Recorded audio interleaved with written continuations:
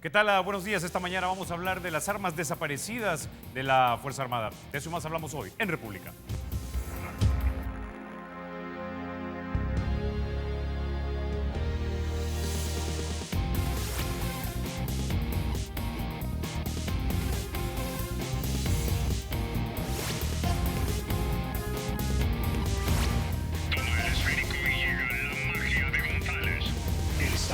Será siempre libre e independiente y no será jamás el patrimonio de ninguna familia ni persona.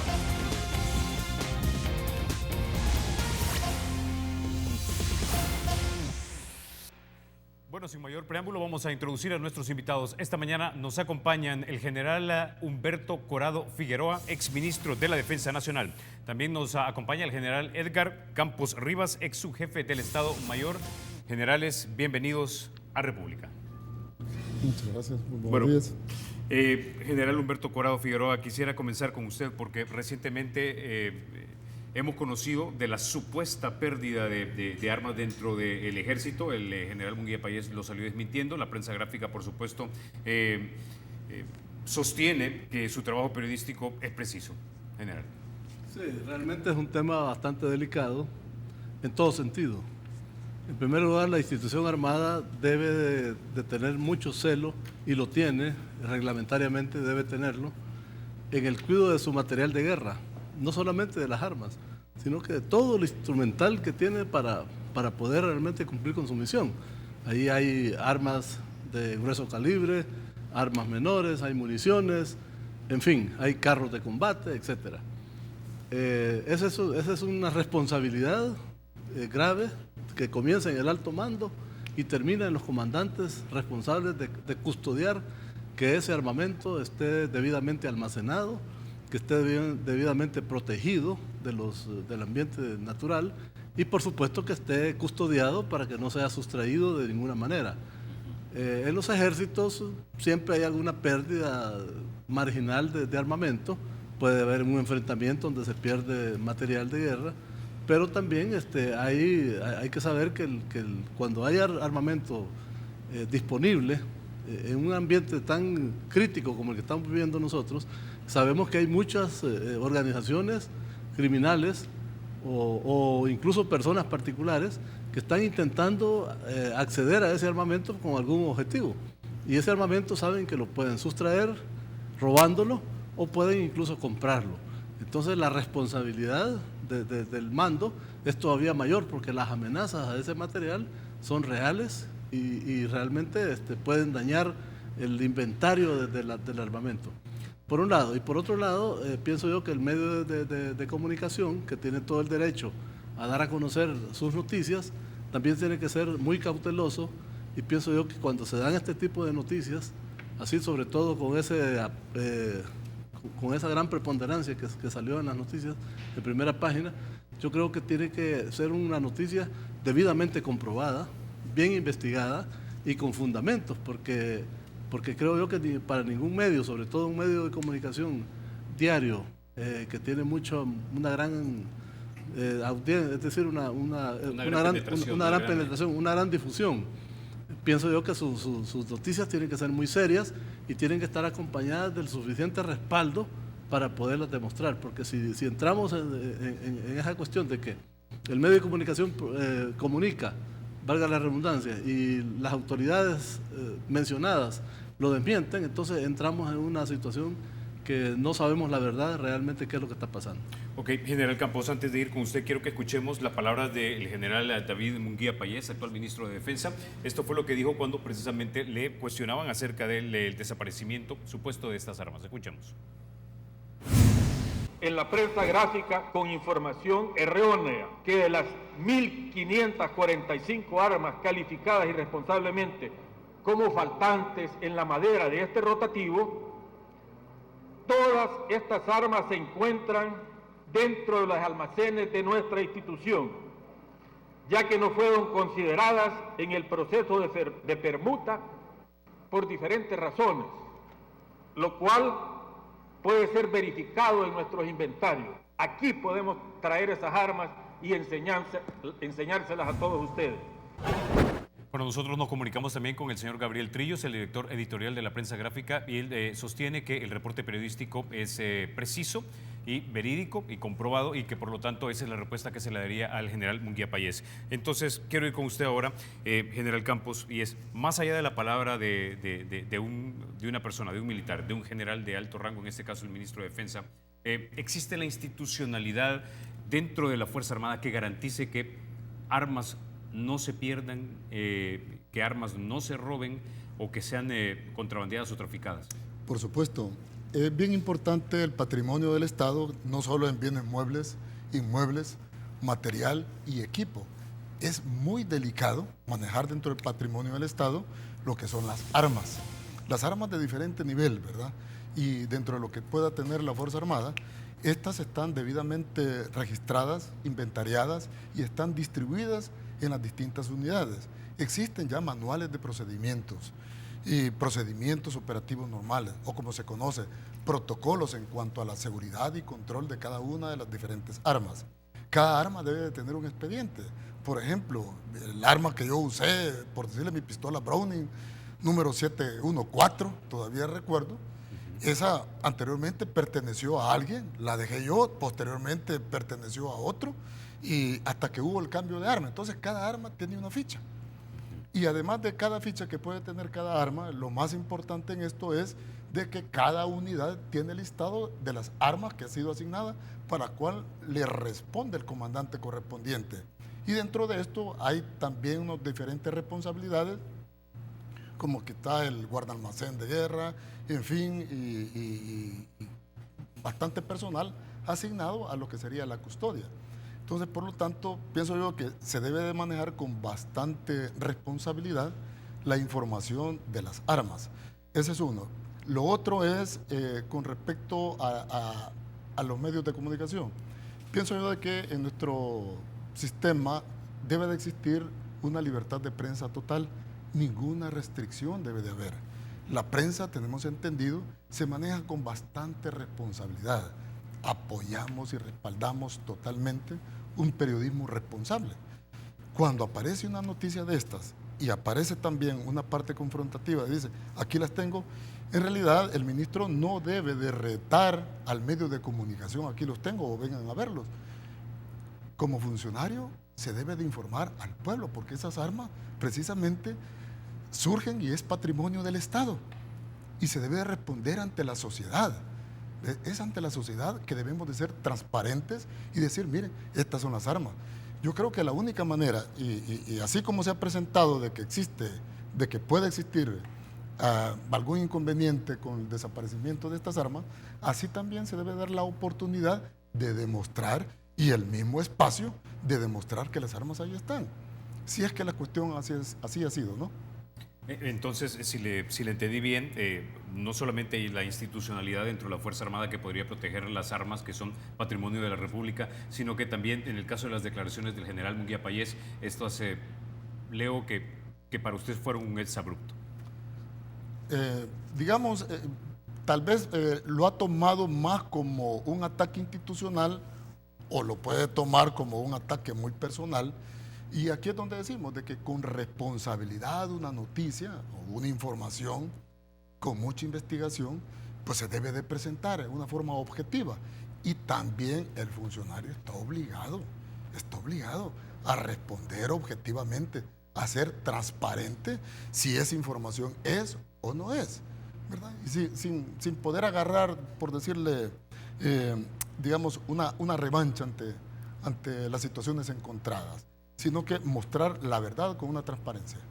Ahora, general Corado, el año pasado, si mal no recuerdo, o hace unos meses, no en este año, por supuesto, recuerdo cuando se realizó un ataque al centro judicial Isidro Menéndez, si mal no recuerdo, y fueron con armas de grueso calibre. Esta no es la primera vez que se ha detectado que las pandillas o grupos organizados para delinquir tengan armas de grueso calibre. Algunos presumen que son armas que se han desaparecido o que se han vendido del armamento que podría tener el ejército.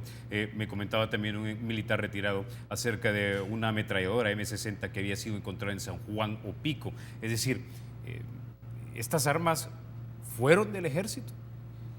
Sí, desafortunadamente parece ser que algunas armas que aparecieron en hechos delictivos manipuladas por las pandillas, en alguna manera podían haber pertenecido a los inventarios de la Fuerza Armada.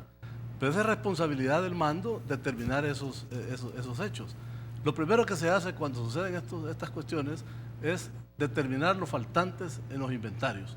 Y ahí hay responsables desde el más bajo nivel hasta el comandante de la unidad. Una vez establecido ese faltante, si es que lo hubiera, entonces se determina qué tipo de armas han sido encontradas. Porque las armas tienen una característica, que tienen un número de serie que es único en el mundo. De tal manera que no pueden haber dos ametralladoras con un número, el mismo número. Tiene que ser diferente. Entonces, en los inventarios se establece claramente si se encuentran estas armas o son recuperadas, se puede determinar fácilmente si pertenecieron a la Fuerza Armada o no. Si no pertenecieron a la Fuerza Armada, pues pueden ser conseguidas en otro país, en el mercado negro, o simplemente en áreas donde venden armas. En Estados Unidos, por ejemplo, circulan muchas armas que pueden perfectamente comprarlas y traerlas en forma clandestina hacia nuestro país.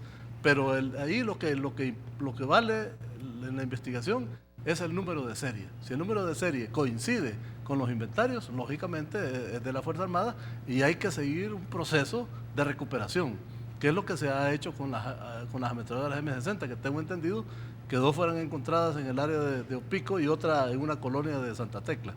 Entonces no sé si las encontraron las 4, pero sí eran armas que sí pertenecieron a la Fuerza Armada. Entonces quiere decir que allí sí hubo una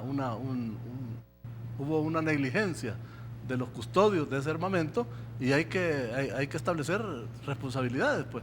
¿Verdad? Y el primer responsable de la pérdida de ese armamento es el comandante de la unidad, y así hasta llegar al alto mando. Ahora, ¿pero cree usted que estas investigaciones se están llevando con la transparencia necesaria? Es decir, por lo que tengo entendido hasta el momento, no se han deducido responsabilidades sobre la pérdida de estas 4 ametralladoras M60. Entonces es una falla que hay que corregir, porque es un delito. Es un delito porque además de que es un delito, también pone en peligro a algún sector de la sociedad. Alguien va a ser afectado por el accionar de ese armamento. Entonces ese armamento no puede circular en manos de privados. Tiene que estar en los almacenes o en manos de las unidades para las cuales ha sido adquirido por el Estado. O sea, el armamento militar solamente puede ser dado de baja o destruido con autorización de la Corte de Cuentas de la República, que es responsable de que el patrimonio militar se mantenga intacto y que cuando por obsolescencia o por daños irreparables un armamento tiene que ser descartado, entonces existen los mecanismos necesarios, suficientes, para poderles sacar del inventario y lógicamente se puede recuperar después con un armamento nuevo o de mejor calidad. Okay. Ahora, General Campos, desafortunadamente este no es el primer incidente que, digamos, afecta el prestigio de esta institución tan respetada desde la firma de los acuerdos de paz. El general Atilio Benítez también estaba siendo investigado por supuesto tráfico de armas. Mire, en todo esto existen unas fallas administrativas. Estas fallas administrativas son las que deben de ser subsanadas y llegadas a llevar la investigación pues, lo más exhaustiva posible y deducir las responsabilidades del caso, como ha sido las ametralladoras, por ejemplo, que se perdieron en Caballería. Estas tendrían que, y tengo entendido que sí, se hizo una investigación, se levantaron los informativos correspondientes y luego, después hubo un sobreseimiento, ¿no? O como que no se encontró culpabilidad. Ahí hace falta todavía más, como que no se ha completado este proceso y se ha pasado pues a la Fiscalía. Entonces creo yo que en primera instancia estos problemas se pueden resolver con una información, con una investigación preliminar. Posteriormente tenemos también el caso que se puede presentar con las permutas y tengo entendido que por ahí es donde va la noticia de un equipo, ya un armamento obsoleto que necesitaba, por decir así, cambiarse. Y debemos de saber que para llegar a esto y poder identificar que aquel material va a ser inservible, ya pasó todo un filtro. Ese filtro es en donde tendría que ver que ya, digamos, dio toda su vida útil ese armamento. se utilizaron las piezas correspondientes, se quitaron y se pasaron a otro. Industrias Militares puede hacer eso.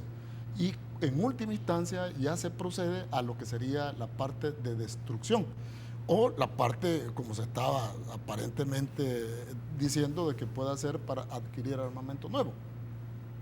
Entonces, yo creo que aquí quizás lo que más hace falta dentro de la institución armada es un plan comunicacional muy objetivo, en donde saque una forma transparente todo este proceso de este último armamento y del caso también del general Benítez, es ministro de Defensa, porque da la impresión, y así está dando la impresión la noticia, de que dentro de la Fuerza Armada existe todo un tráfico, cosa que podría decir que no lo es. No es eso. Son precisamente malas decisiones, fallas administrativas, las que están presentándose como que si fuese, digamos, una institución totalmente delictiva, ¿verdad? Que está ahí un mercado negro, un negocio y de armas. Es sumamente delicado. Y más el ambiente en que estamos viviendo de alta delincuencia, pues puede llevar, esto es muy complicado. Por eso quizás la principal recomendación, en lo personal, le haría al señor ministro de Defensa, pues un plan de comunicaciones muy claro, muy transparente, en esas dos situaciones. En lo que ha pasado con el general Benítez, que tendrán que comprobarse toda la situación, que me da más la impresión de que ha sido a título individual, muy personal, y no es toda una trama de tráfico de armas, así como el tema también de estas otras armas que se pretendía hacer una permuta con ellas y que ya estaban obsoletas. Entonces, pienso que hay que ser más transparente con las dos cosas para evitar precisamente, digamos, para poder neutralizar una noticia con tanto ruido y que pueda poner nuestras acciones, algunas veces pueden llegar a poner en desprestigio a una institución. Y ese es el cuidado como funcionarios y como cabeza de institución que se debe de tener.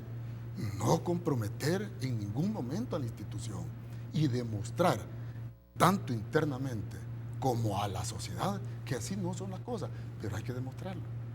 Ok, como decía, nos quedamos, vamos a la pausa. Cuando regresemos vamos a hablar también de otro problema que está sufriendo especialmente los retirados de la Fuerza Armada, los fondos en el IPSA. Ya volvemos.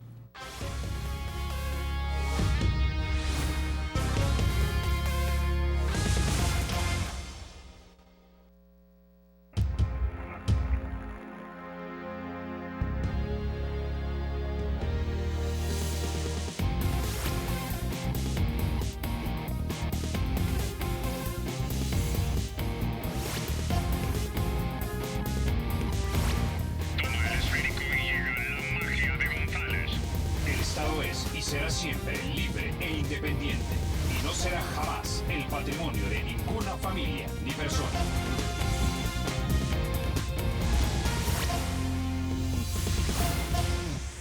Gracias por continuar con República. Vamos a hablar ahora del tema de las pensiones y también del IFA. General Humberto Corado Figueroa, la Asamblea aprobó 152 millones y de estos 37,5 serían para el pago de las pensiones del IFA. Ahora, mucha gente tal vez no tan familiarizada con el tema se pregunta, bueno, pero ¿y los militares que tenían su propio sistema, siendo tan disciplinados, organizados, no deberían de tener ellos sus propios fondos y haberlos invertido de tal manera de que sus pensionados tuvieran el dinero suficiente para poder vivir en el retiro? Es correcta esa apreciación y tiene razón las personas que se expresan esa opinión. Eso hubiera sucedido si el IFA hubiera funcionado en tiempo de paz, en primer lugar, y si el IFA no hubiera sido obligado a asumir responsabilidades financieras para costear, digamos, ciertos costos, valga la redundancia, de la guerra, ¿me entiendes? Entonces, eso es lo que ha llevado al IFA a esta situación de insolvencia, aparte pues de otras cuestiones técnicas, como por ejemplo que La Fuerza Armada durante el conflicto tenía alrededor de 60.000 efectivos, los cuales aportábamos una cantidad importante de dinero para las cotizaciones. Al disminuir a la Fuerza Armada a la mitad y a veces hasta menos de la mitad de lo que teníamos en ese tiempo de efectivos, lógicamente esas cotizaciones se redujeron de una forma considerable. Y eso ha tenido como consecuencia que el IFA pues ahora no pueda cumplir con sus obligaciones de pagar las pensiones, que es su principal responsabilidad. O sea pues que si el IFA hubiera funcionado únicamente para el pago de pensiones, creo yo que estuviera solvente y no estuviera necesitando que el Estado cancelara los recursos que utilizó para el pago del conflicto y el IFA pudiera funcionar de una manera más efectiva. Esa es la verdadera realidad. Ahora, general, usted está diciendo que si se hubiera utilizado al IFA solamente para pagar pensiones, que se utilizó para otros fines que no fueran esos. Sí, es decir, fueron fines legítimos dentro de un conflicto. Es decir, el Estado salvadoreño por sí mismo no hubiera podido enfrentar todos los costos de la guerra. Sabemos perfectamente que hubo ayuda de seguridad de parte de los Estados Unidos en diferentes áreas. Y la Fuerza Armada no fue la excepción. Es decir, nosotros solos no hubiéramos podido costear ese conflicto porque fue un conflicto demasiado prolongado, demasiado costoso, y lógicamente el Estado salvadoreño pues siempre ha sido un Estado relativamente deficiente en recursos. Entonces, los gobiernos de la época tuvieron que recurrir al IFA para que el IFA se responsabilizara de ciertas áreas que no eran de su responsabilidad, como por ejemplo la atención a los lisiados, la atención a los padres de los soldados fallecidos en combate, toda la cuestión de recuperación de heridos, todo eso se le asignó al IFA. Entonces, incluso hay pensiones vitalicias ahora, existen todavía pensiones vitalicias para soldados que estuvieron muy poco tiempo de alta en la institución y sus cotizaciones fueron muy bajas. Todo eso son cuestiones técnicas que hay que analizar porque son las que han repercutido básicamente para que el IFA se encuentre en esta situación. Lógicamente, el manejo de una institución de pensiones no es fácil. Ya vemos nosotros que el Sistema Nacional de Pensiones también está en crisis. O sea, porque el IFA no es la excepción. Pero básicamente yo estoy convencido que si el IFA no se le hubieran atribuido responsabilidades en el pago de otras asignaciones que no eran de su responsabilidad, yo estoy seguro que el IFA todavía tuviera la capacidad y la autonomía suficiente para poder hacerse cargo de las pensiones. Bueno, entonces, general Campos, ¿qué es exactamente lo que les han dicho a ustedes como militares en retiro? Bueno, retomando un poco las palabras de mi general Corado, existe un déficit en el sistema de pensiones. Ese déficit es el que en realidad se hace ya necesario una intervención del Estado para poder auxiliar a lo que sería el sistema de pensiones del Instituto de Previsión Social de la Fuerza Armada. Pero entró precisamente porque hay tres grandes elementos que ya han sido mencionados. El primer elemento ha sido la desmovilización que se dio dentro de la Fuerza Armada. De más de 60.000 llegar a 18.000, ningún sistema de reparto le iba a soportar con eso en aquel momento. Y sobre todo que fue el sistema dentro del Instituto de Previsión es para poder sostener en un periodo normal, no digamos en una época de conflicto, en donde, para decir un número, cuando se dio la ofensiva final, estábamos hablando de aproximadamente casi 200 bajas diarias, ¿verdad? Entonces, para poder sostener todo esto, se imagina, en su momento se hicieron las inversiones también correspondientes, ¿verdad? Pero no se hicieron las reformas que se tendrían que haber dado del 92 hacia acá. Porque se hizo la desmovilización, después el costo del ISFA fueron aproximadamente más de 243 millones de dólares en aquel momento, los cuales sirvieron para poder subsanar los seguros de vida, dar también las pensiones para sobrevivientes, la invalidez, la rehabilitación. En fin, para todo eso, el costo le implicó al ISFA 243 millones. Nosotros decimos, si se hubiese puesto tal vez a un 6%, esa inversión no tuviésemos ahora ese déficit. No lo tuviéramos, pues tendríamos todavía suficiente espacio para unos 10 años más. Tampoco, digamos, esos dos grandes momentos, lo que fue la desmovilización y lo que fue el costo de la guerra, pues fue lo que al final iba a venir a repercutir que sí tendríamos que pasar la factura, ¿no? Si no había una intervención inmediata del Estado en aquel momento a través de alguna reforma. No se dio ninguna reforma, a pesar que se solicitaron. Esas reformas se solicitaron oportunamente, pero en ese momento, después del conflicto, nadie le estaba poniendo atención ni existía interés alguno en resolver algún problema que la institución militar tenía. Estaban más empeñados en darle cumplimiento a los resultados de los acuerdos de paz para ser una institución obediente, modelo y etcétera. Pero se olvidó esa parte fundamental para el futuro de los que un momento nos teníamos que pensionar. Ahora, ¿qué es lo que sucede? El sistema de pensiones no tiene ningún fondo. Desde enero de este año ya no existe. No existe ese fondo. Solo a través del Estado. Ahí es donde viene y se solicita que, como no estaba considerado dentro del presupuesto 2016, bueno, de alguna manera apalancar este sistema de pensiones.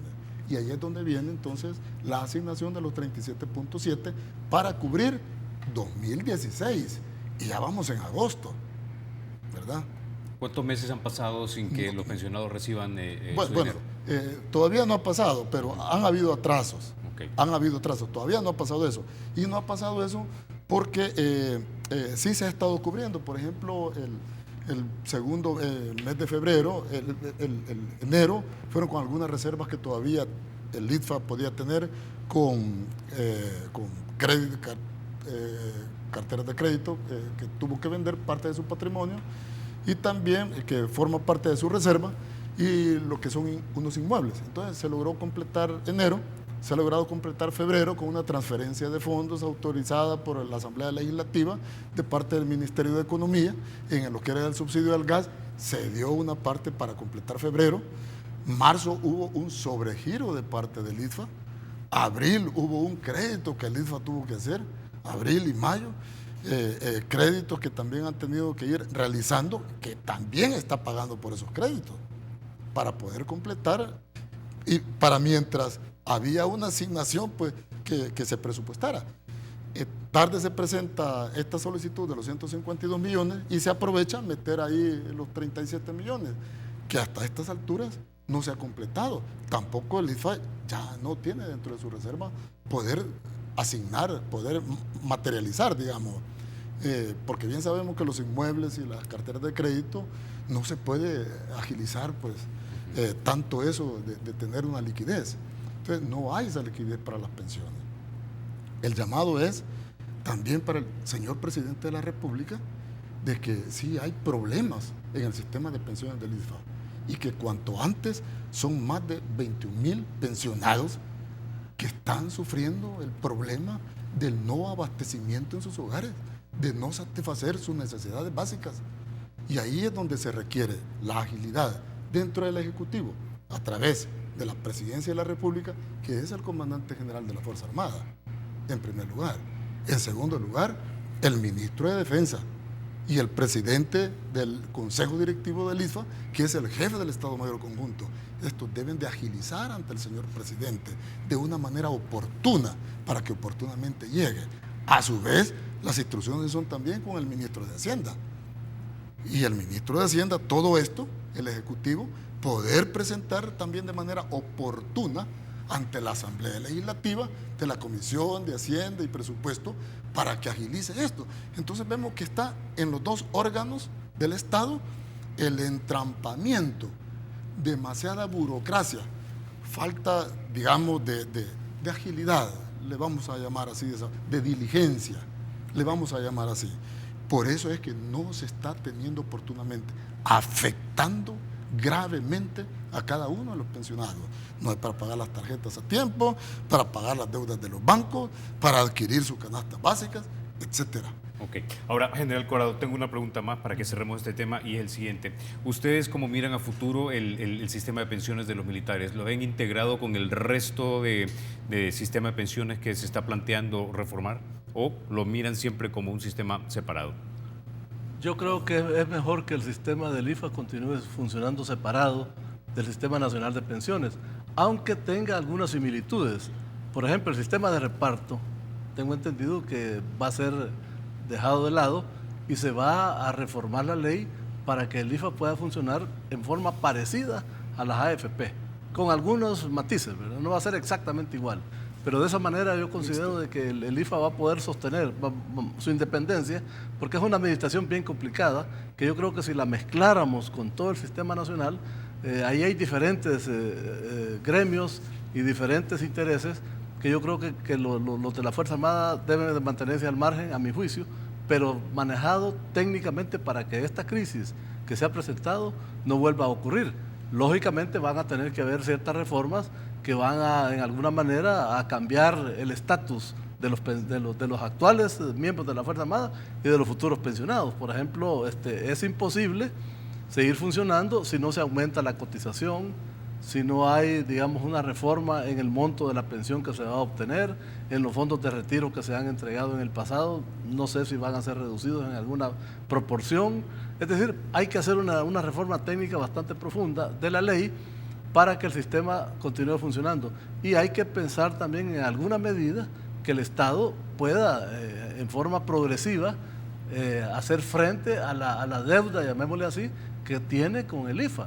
Porque todas esas responsabilidades que asumió durante la guerra tienen un costo. Ya lo dijo el general Campos, que anda alrededor de los 300 millones de dólares, que situados en el momento actual se convierten en una cantidad mucho mayor. Entonces, todos esos aspectos hay que considerarlos para que el nuevo IFA, digamos, llamémosle así, nazca fortalecido y que nazca en condiciones que le permitan sobrevivir a largo plazo, porque el IFA es parte importantísima de la institución armada, y la institución armada es permanente, de tal forma pues que tenemos que nosotros los militares, que ya estamos retirados, pero los activos sobre todo, y los mismos gobiernos de ahora y los que vengan en el futuro, deben de ponerle mucha atención a este aspecto, porque es importante para la defensa del país que la institución armada pues no tenga este tipo de problemas. Ok, como decía, nos quedamos, vamos a la pausa. Cuando regresemos vamos a hablar también de otro tema que es importante, intuyo, para los militares que lucharon durante el conflicto armado, y es el de la derogación de la ley de amnistía. Ya volvemos.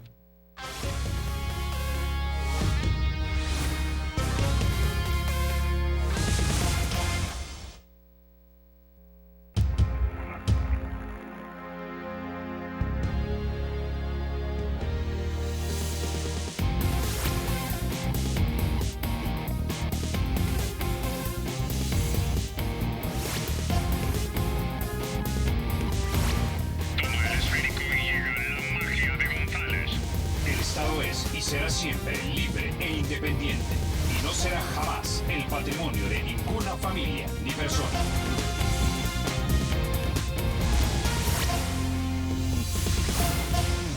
Gracias por continuar con República. General Campos, vamos ahora a esta derogación de la ley de amnistía.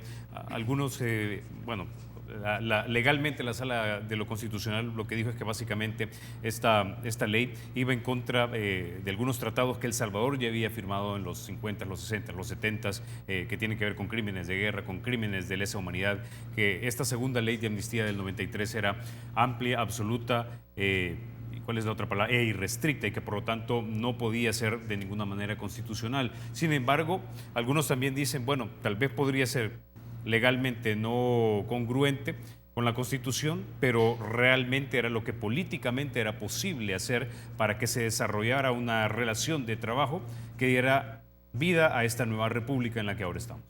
El éxito de unos acuerdos de paz para echar adelante ya una nueva sociedad y refundar, por decir así, nuestro Estado salvadoreño, hacía necesario no solo sellarlo con los acuerdos de paz, sino que sellarlo con lo que era una ley de amnistía. Si nosotros nos ponemos en contexto con lo que está sucediendo en Colombia, vemos que precisamente el principal problema es eso, la ley de amnistía. ¿Qué es lo que va a pasar? Y eso es lo que va a definir si en realidad puede haber un punto de no retorno con el tema de la ley de amnistía. Si deja la FARC las armas o qué, o la reanuda. Nosotros consideramos de que tal vez nuestra valoración no pueda ser eminentemente jurídica, sino más política y social, y ubiquémonos en el momento en que se presentó.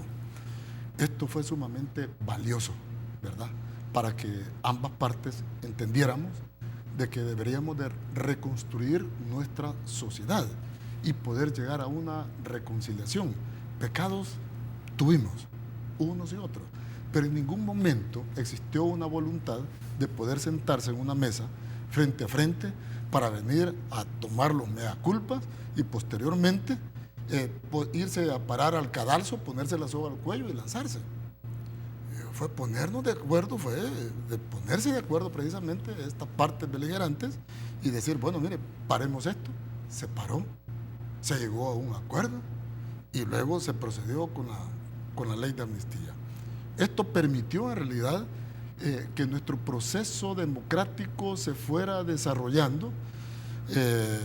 También dio paso, en muchos casos, pues, a cerrar muchas heridas, aunque hay algunos que dicen nunca se cerraron, pero esos son los que todo el tiempo, a nuestro juicio, especialmente en el mío, son de los que viven de eso, de que se han dedicado a que esto no se cierre. Y como si se cierra no les conviene, porque detrás de todo esto también, ¿por qué no decirlo?, está disfrazada, detrás de la verdad y la justicia que se pretende llegar, está disfrazada la revancha, el odio y la venganza. ¿Y hoy es cuando? Ya ha pasado suficiente tiempo. Entonces, por eso le decía, no estoy haciendo yo una valoración jurídica, ¿verdad?, sino en la conveniencia en que esto se tenía que haber dado. Y ahora, con la situación de la inconstitucionalidad de la ley de amnistía, dentro de mi punto de vista es eminentemente inoportuna, fuera de tiempo, aunque alguien podrá decir, mire, pero la verdad que la justicia, eso nunca, eso, bueno, pero no sirvió en nuestro proceso y por eso hemos llegado hasta aquí.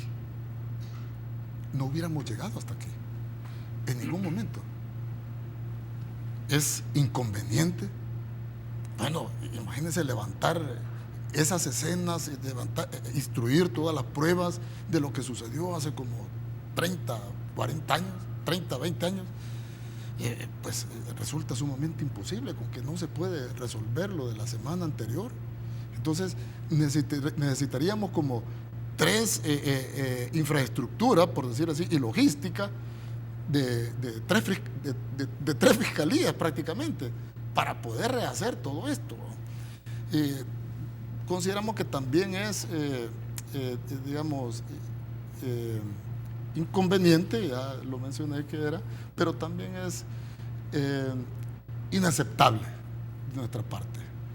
Inaceptable, ¿verdad? Porque no se vale a estas alturas de la historia, cómodamente, detrás de un escritorio, ver los hechos acontecidos hace 30 años y decir, mire, sí, pero todo lo que ha pasado fue por aquello.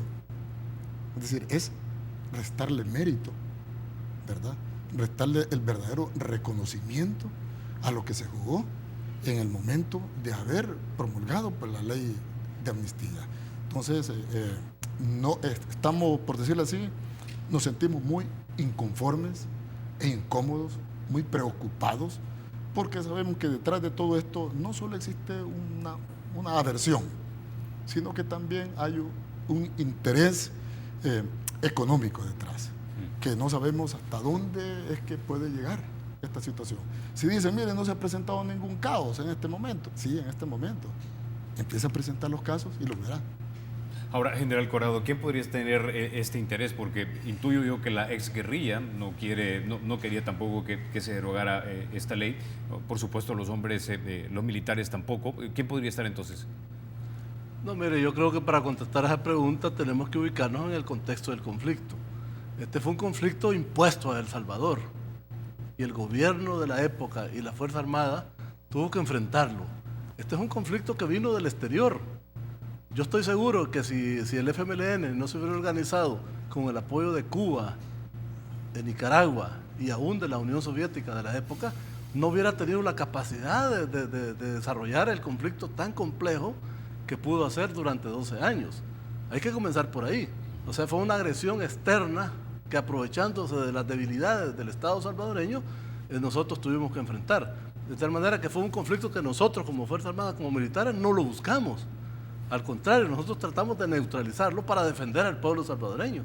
Eso hay que tenerlo bien claro. Y los que asumieron esa responsabilidad en el FMLN, en la parte política, estratégica y operativa, ellos también tienen que asumir responsabilidades en esta época. Pero yo ahora veo que hay hay nombres, no los voy a mencionar porque no quiero entrar en esa discusión, de personajes que fueron participantes directos en el conflicto en las diferentes instancias y ahora evaden total responsabilidad y nos quieren atribuir a la Fuerza Armada todos los hechos delictivos que se pudieron haber cometido dentro de un conflicto, que un conflicto armado siempre trae víctimas. Pero usted no va a ver ahora, no, dígame un nombre de un comandante de peso del FMLN que esté siendo señalado para ser enjuiciado. No hay ni uno. Todas las responsabilidades están cargándose en la Fuerza Armada, y la Fuerza Armada es una institución del Estado. O sea, era el Estado de El Salvador el que estaba en enfrentamiento con una organización armada de izquierda irregular que pretendía alcanzar el poder de forma ilegal. Eso nosotros lo teníamos que combatir porque la Constitución así nos lo manda. O sea, pues que en ese contexto es que hay que ubicarse. Claro, ahora es bien fácil desde una corte o una sala de lo constitucional que no es completa, sino que solamente los que firmaron esta sentencia, claro, ellos analizan y ellos mismos lo dicen, que se ponen del lado de las víctimas, pero hay que ver caso por caso, hay que ver qué tipo de víctimas fueron. Nosotros también tenemos víctimas, y numerosas, y dolorosas, la sociedad civil también. ¿Cuántos empresarios no fueron secuestrados y asesinados? Una gran cantidad. ¿Y de ellos quién responde ahora? Nadie. Nadie los defiende, a menos que sus familias quieran asumir alguna responsabilidad. Pero yo he escuchado a muchas familias afectadas durante el conflicto que ahora lo que dicen es de que ellos han perdonado y que quieren vivir en paz. Entonces, ese espíritu de reconciliación es el que debe de privar ahora, y no la venganza como lo que se está queriendo encontrar con esta anulación de la ley de amnistía, que es un desacierto jurídico total, porque ya la misma sala había fallado en anteriores oportunidades que esta amnistía era constitucional y era parte de la solución del conflicto. Por eso me gusta y felicito al doctor Belarmino Jaime, porque su propuesta, su voto razonado es correcto. Él ha enfocado la situación de manera adecuada a los intereses del país y a los intereses de la sociedad. Si nosotros como militares no queremos que haya venganza, pero sí queremos que haya reconciliación, que por fin El Salvador pueda de una u otra manera reencontrarse y ver hacia el futuro. Pero de esa manera, a los únicos que estamos fortaleciendo, a los únicos que estamos favoreciendo son a los intereses externos que se lucran de estas cuestiones, que no son, lógicamente, los intereses de El Salvador. Ok. Bueno, generales, se nos acabó el tiempo. No me resta más que agradecerles que hayan estado ustedes esta mañana aquí en República. Gracias. Ustedes, amigos, se quedan con la emisión matutina de Teleprensa con Mayela Mena. Soy Carlos Toledo. Gracias por vernos. Recuerden, la República es de todos y hay que cuidarla.